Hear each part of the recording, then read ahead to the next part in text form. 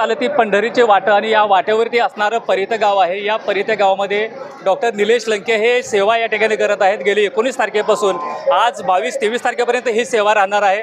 आणि डॉक्टर आपल्यासोबत आहेत. डॉक्टर साहेब, एकंदरीतच सांगेल की आपण जर पालखींचं जवळजवळ आता स्वागत तर करत आहात, परंतु अन्नछत्र चालवत आहे, आरोग्याची समस्याही काळजी घेत आहे. कारण काय आनंद यामध्ये मिळतोय आपल्याला? सगळ्यात महत्त्वाचं, पंढरीच्या वारीला येणार हा प्रत्येक भाविक भक्त, हा सर्वसामान्य कुटुंबातला शेतकरी, तो भाविक भक्त हजारो किलोमीटरवरून पंढरीच्या वारीला येत असतो. त्यांची सेवा करणं हे आपलं कर्तव्य मी समजतो आणि ते कर्तव्य आम्ही त्या ठिकाणी पार पाडतो. आपल्या वडीलधाऱ्यांची सेवा करणं, वडीलधाऱ्यांची त्या ठिकाणी काळजी घेणं ही आपली जबाबदारी. ही जबाबदारी आम्ही या ठिकाणी पार पडत आहे.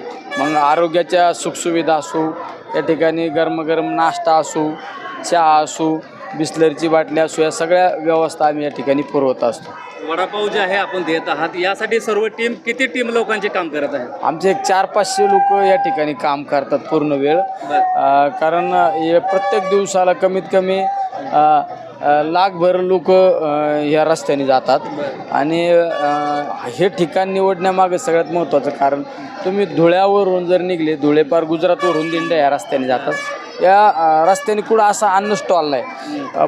दुसऱ्या पालखी मार्गाला तुकोबांच्या माऊलींच्या दिंडी सोहळा ज्या रस्त्याने चालतो, त्या ठिकाणी अनेक ठिकाणी लोकांनी चहा पाणी नाश्ता बिस्लरीचे बाटल्या असे स्टॉल लावलेले, पण या भागामध्ये कुठं पाहायला मिळत नाही. त्यामुळं या ठिकाणी आम्ही मोठ्या स्वरूपात एक अन्नछत्र उभा करतो आणि निश्चित त्याच्या माध्यमातून आम्हाला त्या ठिकाणी त्या भाविक भक्तांची सेवा करण्याची संधी त्या ठिकाणी प्राप्त होती. डॉक्टर साहेब, की अन्नछत्र चालू असताना हे सकाळपासून किती वाजेपर्यंत असतं का रात्री कंटिन्यू चालू आहे? हे सकाळी 4 वाजता चालू होतं. 4 वाजता काही लोक पुढं निघतात, तर 4 वाजताच आमचं हे चालू होतं. संध्याकाळी 6-6:30 वाजेपर्यंत दिंड्या रस्त्याने जात असतात. 6:30 वाजेपर्यंत नाश्त्याची व्यवस्था त्या ठिकाणी केली जाते. नंतर 1 तास 1.5 तास 6:30 ते 7:30 8च्या दरम्यान त्या टप्प्यात जर लोक आले तर त्यांना चहा पाणी त्या ठिकाणी दिलं जातं. आणि 8 नंतर तुम्ही जर पाहिलं, ज्या दिंड्यामध्ये जे लोक येतात त्यांचं संध्याकाळी जेवणाची व्यवस्था असते प्रत्येक ठिकाणी, ते दिंडीची व्यवस्था असते. पण जे लोक स्वतःच्या गाड्या घेऊन येतात त्यांची जेवणाची व्यवस्था होत नाही बऱ्याच वेळा. तर त्यामुळं त्यांचं जेवणाची व्यवस्था पण आम्ही इथं त्या ठिकाणी 8:30-9 नंतर करतो. तर रात्री 12-1 वाजेपर्यंत इथं जेवणाची पण व्यवस्था केली जाते. सर्वात मोठा म्हणजे निवाऱ्याचा प्रश्न आहे. तो निवाऱ्याचा प्रश्न किंवा आरामासाठी त्या काय आपली सोय करण्यात आलेली आहे? नाही, एवढं मोठं तंबू दिसतोय ना, तर संध्याकाळी आम्ही हे सगळं क्लीन करतो. हे आमचं स्टेज वगैरे इथं सगळ्या लोकांना झोपायला उपलब्ध करून देतो.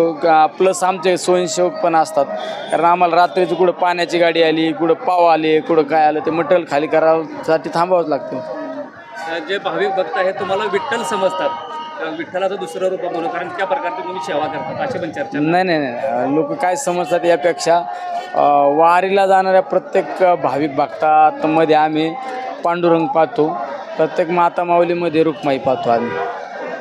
तर अशा पद्धतीने जे आहेत डॉक्टर निलेश लंके हे या ठिकाणी 19 तारखेपासून 23 तारखेपर्यंत वारकऱ्यांची सेवा विविध माध्यमातून या ठिकाणी केली जाते. आणि भाविक भक्त जे आहेत त्या मोठ्या स्वरूपात येत असतात.